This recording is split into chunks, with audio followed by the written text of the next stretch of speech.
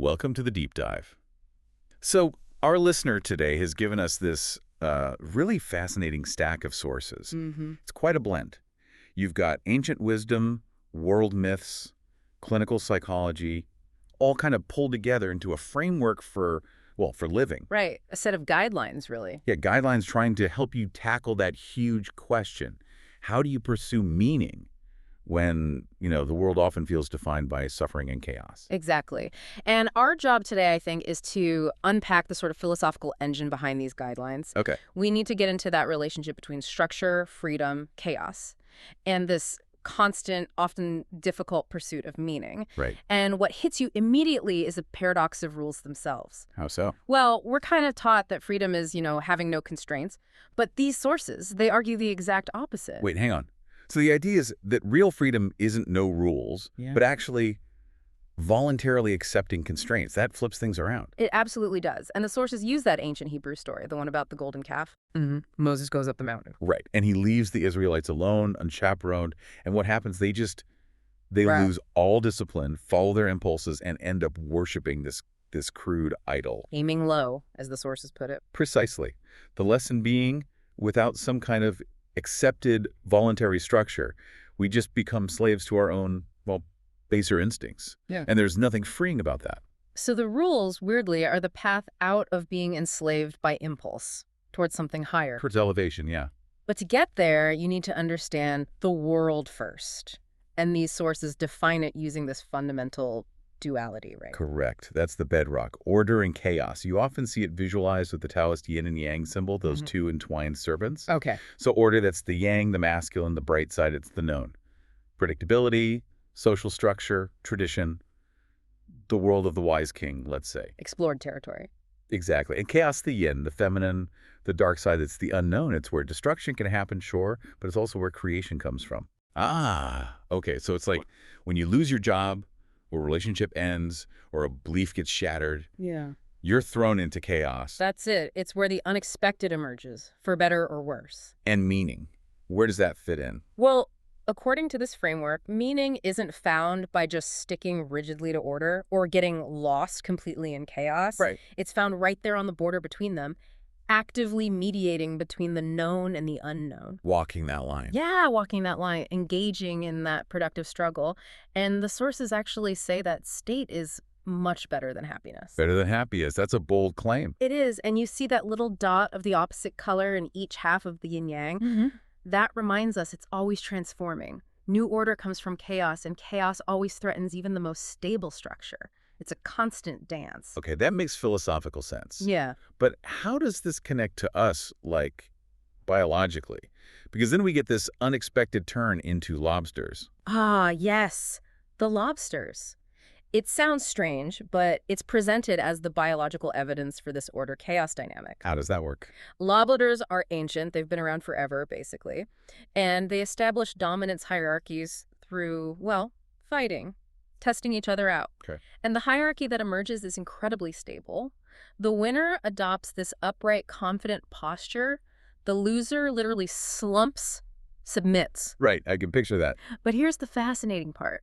The subordinate lobster, its brain produces low levels of serotonin. Serotonin, like in humans. Exactly the same chemical linked to decreased confidence, increased anxiety, stress, illness, all that stuff in low-ranking humans. So it's not just a behavior, it's changing their actual internal chemistry. Precisely. The sources talk about this sort of ancient internal counter deep in our brains. Constantly watching our social standing. Yeah, and figuring out how well we're coping. If that counter senses you're losing all the time, low status, your whole physiology shifts, more stress, less confidence, you get sick easier. Wow. And this biological reality sets up the first big action point in the framework. Rule 1, essentially. Which is? The simple voluntary decision to stand up straight with your shoulders back. It sounds so basic. Just posture, but you're saying it's much deeper. It's way deeper. It's not just cosmetic. It's a physical signal back to that ancient counter. You're signaling What? that you're willing to face things. But you're voluntarily accepting the burden, the suffering of existence. You're choosing to engage to try and turn that potential chaos into something manageable, something habitable. It's like an internal choice expressed physically. An internal revolution. Okay, so we stand up straight, we accept the burden. Where do we point that newfound voluntary confidence? Good question. The guidelines move right from that physical stance to the ethical challenge. Rule 7 comes up here. Pursuing what's expedient versus pursuing what is meaningful. Expedience versus meaning. Okay, break that down. Expedience is, well, it's the easy path, isn't it? Immediate gratification. Following blind impulse, short-term gain. Like grabbing while the grabbing's good. Exactly. It's taking the quick win even if you have to lie a little or ignore the bigger picture. The sources use that monkey trap analogy, right? They do. It's a great illustration. The monkey reaches in the jar, grabs the rice or whatever. And its fist is too big to pull out. Right. And it won't let go of the small reward, the part, even to save its life, its freedom, the whole. It clings to the immediate gain.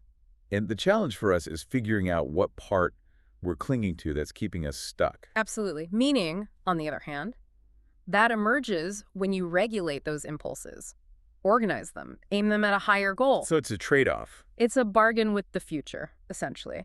You sacrifice today's easy pleasure or maybe comfort or convenience for something better tomorrow. Deeper fulfillment, sustainable well-being. Trading now for later. Yeah. Okay. And this choice, meaning over-expediency, seems to lead straight into Rule 8. Tell the truth. Or at least don't lie. Yes. Because choosing expediency often involves lying, right? Even small lies. And what happens if we live what the sources call a life lie? Well, that's living based on, frankly, two really arrogant ideas. First, you assume your current limited understanding is totally sufficient. You know everything you need to know. Second, you assume reality itself is just unbearable, has to be twisted, manipulated, hidden from. That sounds pretty bleak. It is. And that certainty, that arrogance, the sources link it to Milton's Satan, that willful rejection of reality for your own delusion. And the real-world consequences. They mention Solzhenitsyn. Yes, the Gulag Archipelago. A harrowing read. The argument there is that the everyday lies, the small falsifications people told just to get by in the Soviet system, They added up. they inadvertently propped up the whole horrific regime. By choosing not to confront reality, even in small ways, they sort of aided the state's monstrosity. Wow, so the alternative is radical truth. Radical truth, or at least don't consciously lie. The claim is that truth builds things that last, edifices that can stand 1,000 years, is how we actually transform chaos into habitable reality. But telling the truth isn't always easy. You need clarity. Which brings us to Rule 10. Be precise in your speech. Exactly.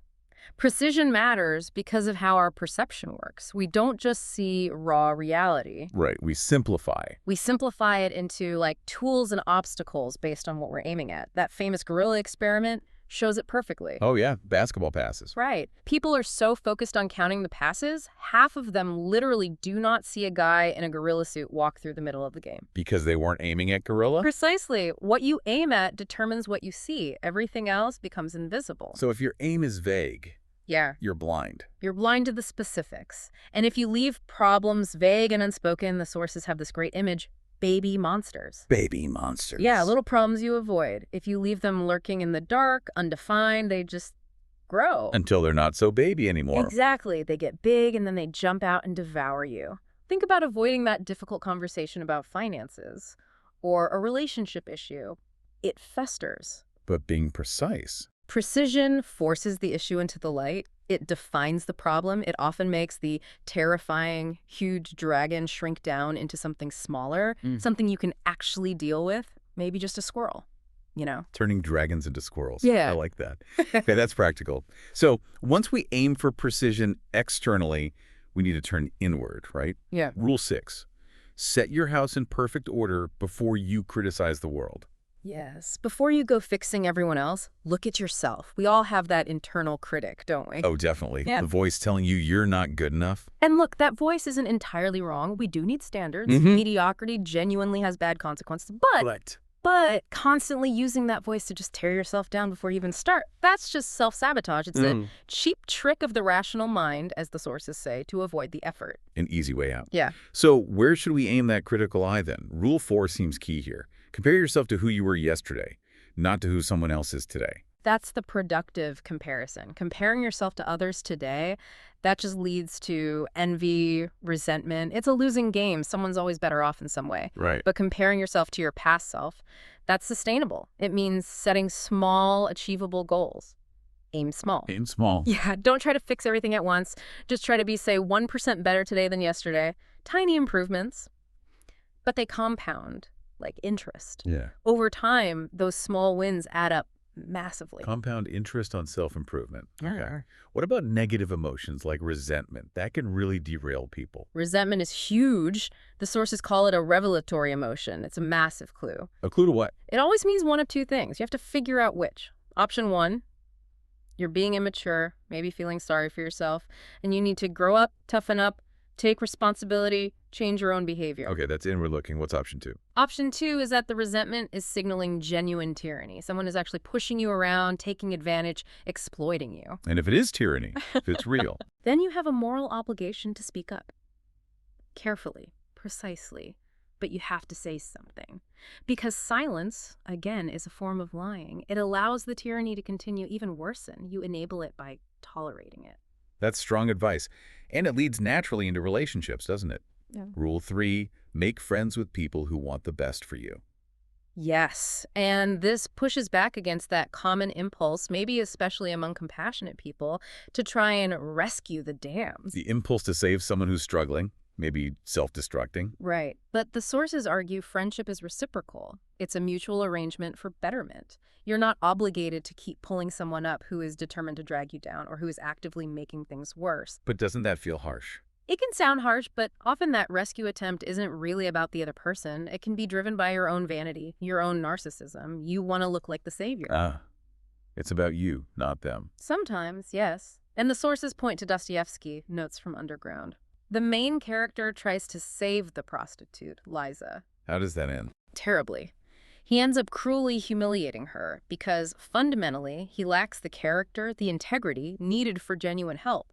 His rescue was tainted from the start. So the intention isn't enough. Not nearly enough, and the hard data backs this up too. Studies show if you put even one really problematic, dysfunctional person into a well-functioning team, The whole team suffers. the whole team's performance degrades rapidly. It's far better, the argument goes, to get your own life in order first. Lead by example. And surround yourself with people aiming upward. Exactly. Because people who genuinely want the best for you won't tolerate your cynicism or self-destruction. They'll hold you accountable. They'll challenge you to be better. Okay, so pulling this all together, this deep dive, it seems we've really explored the need for rules, this constant dance between order and chaos, and how pursuing meaning through truth and self-mastery is maybe the core task.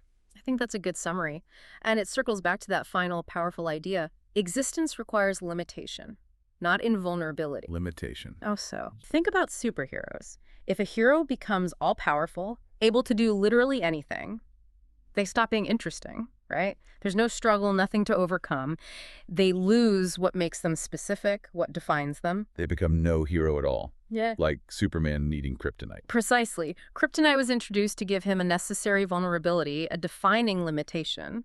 Without it, the stories had no tension. So being anything real, anything meaningful requires becoming, changing, growing. Yes, and becoming is only possible for something that is limited, something with boundaries. Okay. So the question I want to leave you, the listener, with is this. If becoming requires limitation, what's the current limit, or maybe the belief or the false comfort in your own life? Something I'm clinging to. Exactly, something you need to voluntarily accept, or maybe even sacrifice in order to transform, to become something more, or even just something different. Because until you make that voluntary sacrifice, Until you accept that necessary limitation and work with it, that feeling that life lacks meaning, it's likely to persist.